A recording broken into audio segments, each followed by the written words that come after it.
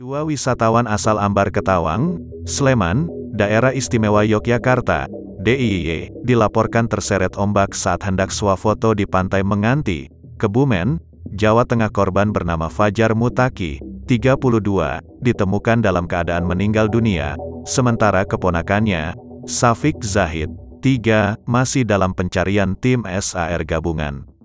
Kasubag Humas Polres Kebumen Ibtu Tugiman mengatakan, peristiwa nahas tersebut terjadi sekitar pukul 9.30 waktu Indonesia Barat di spot Karangbata dekat Jembatan Merah, Pantai Menganti.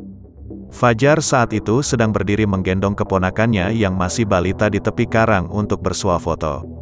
Fajar, kata Tugiman, ditemukan tewas di sekitar lokasi.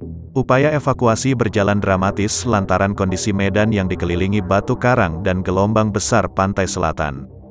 Tunisman, 47, Wakil Ketua Pengelola Wisata Pantai Menganti mengungkapkan, dua wisatawan yang diterjang ombak sebenarnya berada di tempat aman.